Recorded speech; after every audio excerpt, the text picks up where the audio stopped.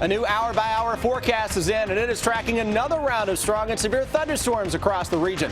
I'll share it with you coming up. It's torment, just thinking of things that, are they suffering?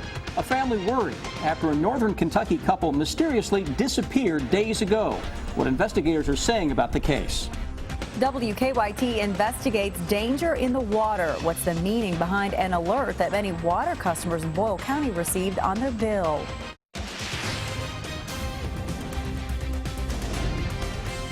This is WKYT News at 6. Good evening to you. Some parts of Kentucky just can't catch a break. Another wave of storms is moving across the state tonight. And that increases the threat for flash flooding. Governor Bevin has now issued a statewide emergency because of flooding in western Kentucky. Here's a picture from Marshall County. It's another WKYT First Alert Severe Weather Day. We begin tonight with Chief Meteorologist Chris Bailey. Guys, parts of western Kentucky picked up 8 inches of rain between midnight and roughly 7 o'clock this morning. Tremendous flooding there. Now we're concentrating on the flash flood potential that isn't as great as western Kentucky. Still there across southern parts of the area where we have several counties that are under a flash flood warning and still a severe thunderstorm warning into far southern parts of the area. Let's get into it. Defender Radar Network and right on cue, northern edge of the thunderstorms dying out and the southern end is beginning to weaken as well.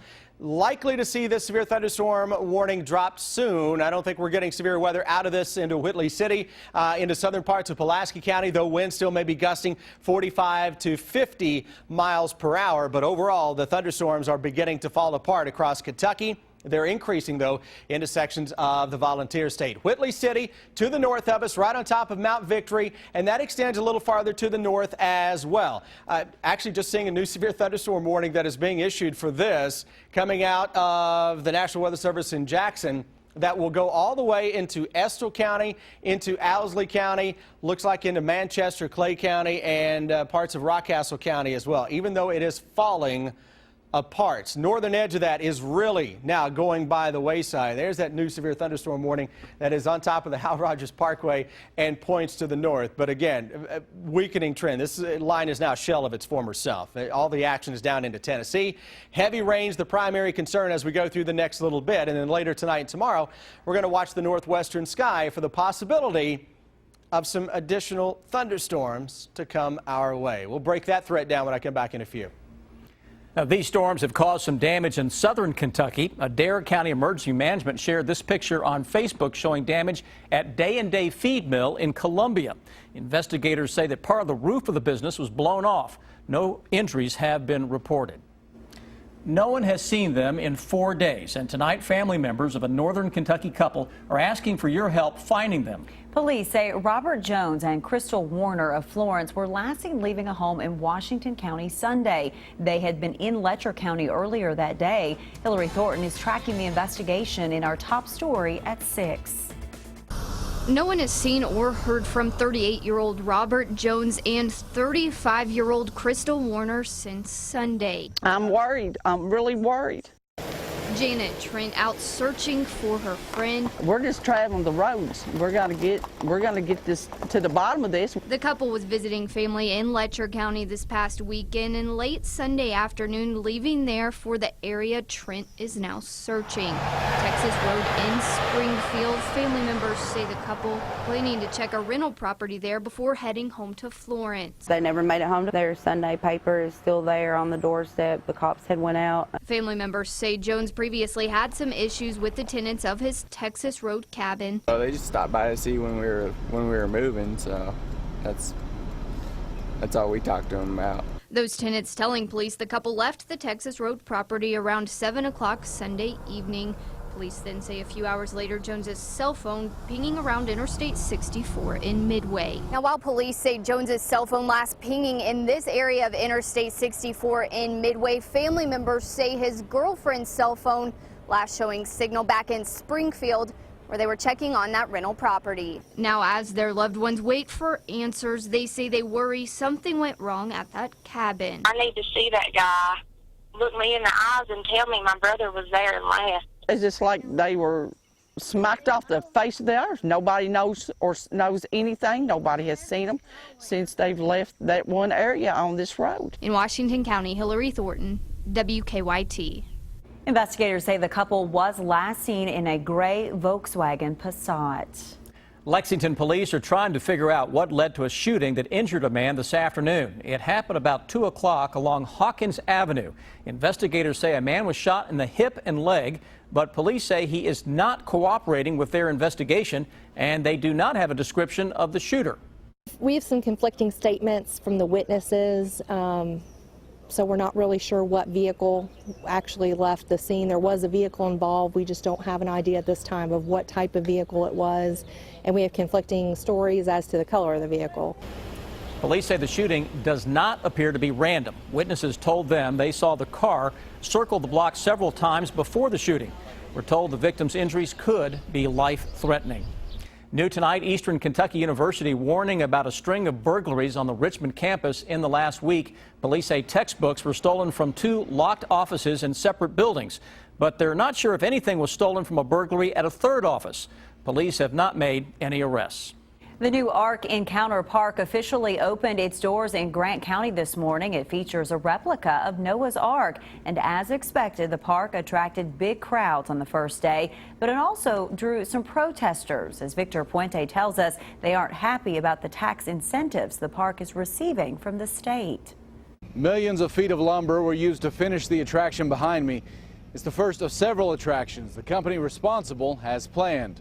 That company, Answers in Genesis, says the ark is built using the same dimensions as Noah's boat that was described in the Bible. And I think this is pretty amazing. The crowds that came today said this was a chance to interact with something they had only imagined. It will almost take us in the mind back to the time when all this occurred. The Ark Encounter is easy to find. Just follow the protesters. They say the $18 million in tax incentives given to the project means they can't require their employees to identify as Christian. It's absolutely a separation of church and state. If you're a nonprofit, you have the right to discriminate, whether anybody likes it or not. But you can't receive state funding. If you're a for-profit company, you can receive state tax incentives, but you can't discriminate. They are doing both, and that is a huge problem. A federal judge ruled earlier this year that the park could receive those incentives. No government money was used, but because this is a tourist attraction, there is a program available, as there is for the Speedway, for other tourist facilities in the area, to provide rebates on sales generated in the facility after the first year. The group plans to continue building on the 800-acre property, aiming to have a pre-flood walled city and the Tower of Babel constructed eventually. I knew about it, I'd seen pictures, I'd read descriptions, but just the sheer size, it's just awe-inspiring. A consulting firm hired by Answers in Genesis estimated up to 2 million people would visit the park in its first year. In Grant County, Victor Puente, WKYT. During the first 40 days, the Ark Encounter will be open extended hours from 9 a.m. until midnight. Can you imagine getting a water bill with a warning saying your water may not be safe to drink? Well, that's what happened in a Boyle County community, and it's not just there. A new water regulation is making it difficult for many water systems to stay compliant. Our investigative reporter Miranda Combs went to find out why. It doesn't take long to find a pool in this small slice of Boyle County country called Parksville. And it doesn't take long to find somebody ready to get in one. I'm hot right now, so I might go get my swimsuit on. Kelly Isaac says her kids spend about an hour in the pool every day. Okay. They're outside a lot in the summer, if not the pool. Well, I come out and water in the morning, but that's before the bright sun, and I probably spend about an hour and a half. Zucchini, squash, artichoke. Have you ever had an artichoke? The Isaacs have been here for 3 years. They've got to know the people that supply their water. They're really wonderful people, yeah. I love them. That was the consensus. As we talked to Parksville neighbors, the source of the confusion was this, a typed alert on the front of the water bill. Some didn't see it at all. Terry Lynn Wiemiller doesn't skip the details when it comes to his pool. It's a solar cover to heat your pool up. But this bill is a different story. We normally don't pay attention to things like that. We just get it, go pay it. Others, like the Isaacs, noticed it, but didn't really understand it. Yeah, it didn't worry me that much at all. No, I thought that it would be a problem for the month and that they'd clear it up and it'd be fixed. Not exactly. These notices started back in January. The latest was last month. I mean, I didn't really know until you brought it to my attention today, so yeah, I'm concerned. The back of the water bill says that the Parksville Water District violated a drinking water standard, too much haloacidic acid. It warns that elderly, people with infants, and pregnant women should talk to a doctor about drinking the water. The basins we are standing on are all new. This is Danville City Engineer Earl Coffey. He's in charge of the Danville Water Plant, which supplies water to Parksville and several other districts. To see that something like that on the bill can be startling for people. Correct. And most folks don't really understand the dynamics of the drinking water regulation and how that's changed. The plant is spending $24 million to get this going in the right direction. He says the construction is what caused the spike in haloacidic acid. Are you saying that this level is not a big deal? No, any regulation, we consider it a big deal. Any water quality standard we take very seriously, and including this one. Haloacidic acid is a disinfectant byproduct. Large amounts over many years can cause an increased risk of cancer. This is an issue that's occurring across Kentucky. And Peter Goodman's department is the one in charge of enforcing the rule. The state sent Danville and its purchasers notices of violations. After 3, they'll be sent on to enforcement. The chronic risk from disinfection byproducts for getting cancer are very, very low. But that said, there's a rule for a reason. This high level of disinfectant byproduct actually isn't uncommon.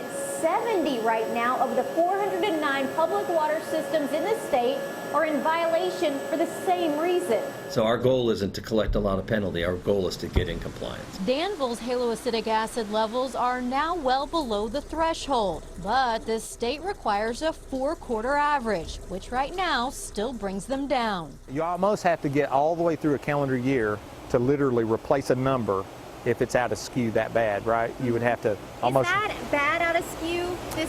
The data point that caused our violation was high, yes. But Coffey assures they are moving in the right direction to be compliant again.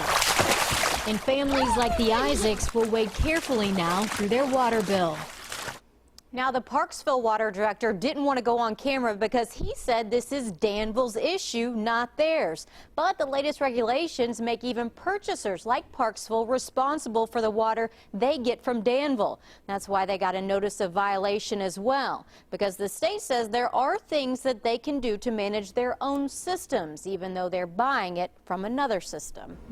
And this particular disinfectant byproduct is tough because so many people here are served by surface water, right? 95% of Kentuckians are served by surface water, meaning like Lake Harrington serves Danville, and actually that's a pretty high number considering for Kentucky at least.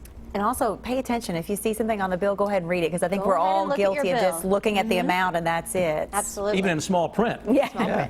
All right. Well, many people think it should be moved, but others want it to stay. Tonight, there are new developments about the future of a controversial statue at the state capitol. That's in 8 minutes. Watching parts of southern Kentucky for still some strong thunderstorms, and it's the flash flood threat we'll track in just a moment. WKYT First Alert Severe Weather Day continues. Strong thunderstorms into southern and southeastern Kentucky. Several counties are under severe thunderstorm warnings as of right now, but these storms are weakening. You're going to be hard-pressed to hit severe weather threshold with the storms that are down into southeastern Kentucky right now. They're a shell of their former selves by a long shot. These are just some gusty raindrops, basically, that are blowing into counties that are under severe thunderstorm warnings. Several counties that are shaded in the yellow here that are within the little polygon under that severe thunderstorm warning. But there's really nothing that is getting my attention with these storms at all. Sure, to our west, they were producing wind damage.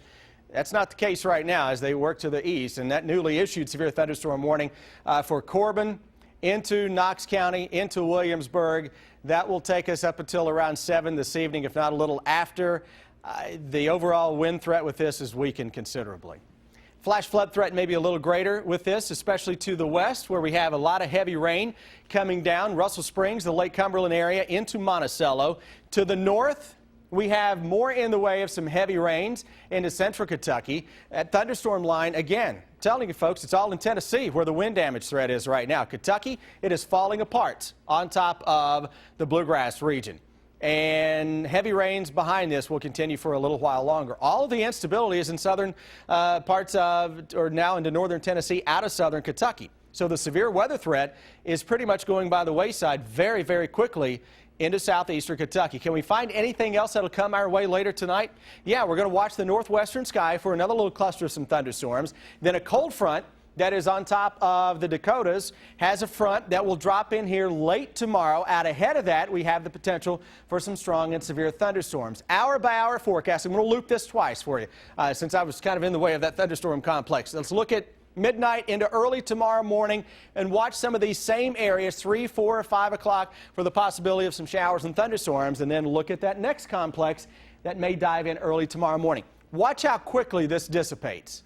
That is why that severe weather threat across southern Kentucky really right now isn't there. It is down in Tennessee. Everyone tomorrow evening having the potential for another round or two of some strong and severe thunderstorms across the entire state.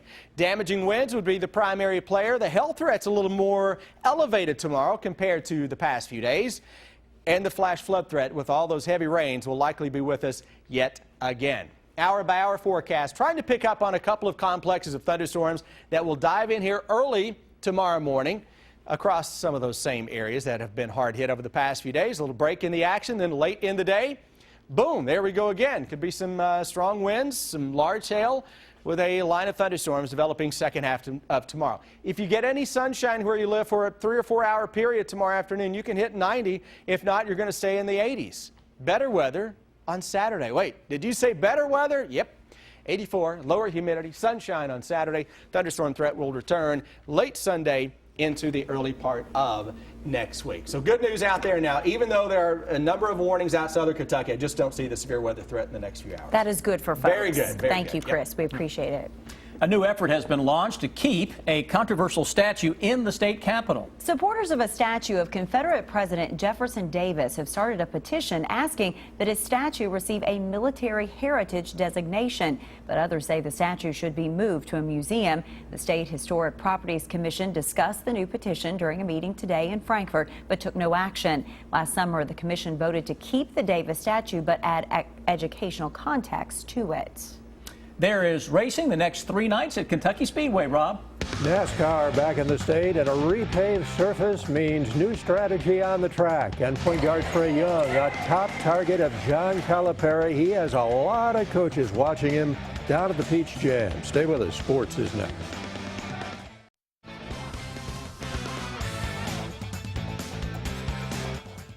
John Calipari has all of his top targets playing in the Peach Jam this week down in North Augusta, South Carolina. Calipari is there along with his assistant coaches. Among the players they are looking at, 5-star point guard Trey Young. Young has just about every major school looking at him, including UK, Duke, and Kansas. No, it's crazy sometimes. You just look around, you see Coach K, you see a Calipari, you see Coach Self, Coach Kruger. I mean, just a lot of great coaches out here, and I'm just blessed to be in this position. Do you feel like you're where you need to be with your game, or what's next for you as far as getting your game better? Yeah, no, I feel like I always can get better. I feel like I always have something to work on, and I always feel like I have a chip on my shoulder, always play with a chip on my shoulder, and always have something to prove. NBA Summer League action this afternoon. Dallas and Orlando. Marcus Teague just driving it to the basket and putting it in. Alex Poitras trying to catch on with Orlando. He takes a nice pass from Devin Marble, slams it. Poitras would go on to have a pretty good day. Third quarter, Alex goes baseline. This time the feed from Nick Johnson and the bucket. Poitras 10 points, 1 rebound. Down the stretch, Teague looked pretty good. He drove here to cut the lead to 2. And then in the final minute of the game, he knocked down a 3 to keep Dallas in it. 14 points, 5 assists for Marcus Teague, but Orlando hangs on to win it 96-94. They will run the Quaker State 400 this weekend at Kentucky Speedway, and gone is the so-called character, those bumps that were associated with the track. That's because the Speedway underwent a complete repaving project earlier this year. It means guys like Brad Keselowski, who's won a couple of Quaker State 400s, will have to use the practice sessions to figure out the new surface. When they repaved it, they changed 1 and 2 dramatically. And 1 and 2, it kind of feels more like almost Kansas. It's really fast. In the Xfinity cars, we can run wide open through that corner. We weren't even close to that before, I can tell you. I think you'll be able to run closer to guys, but exit of the corner will be tough. Carrying speed off of turn 4 is going to be tough, like Brad's saying. Entering 3 and 4 will be a challenge, and then exiting beside somebody. And it all begins with the truck race tonight in Sparta. We'll be back to wrap it up after the break. Dealing with still some showers and thunderstorms, southern Kentucky. Defender Radar Network showing how it's mainly now just some heavy rains that we are tracking. Worst of the storms are down into the volunteer state of Tennessee. Even though several counties are under a severe thunderstorm warning into southeastern Kentucky, you're not going to see very much at all out of this, especially on the northern end of that. Some of those counties will not even get a drop of rain. Beattyville down into the Owsley County area. We're looking in your direction. Those storms, I can't even call them storms, not even picking up on lightning with that leading edge into parts of Whitley County and heading into Knox County. It's losing some steam. Losing a lot of steam, yep. All right, thanks so much for joining us. We will see you back here at 11.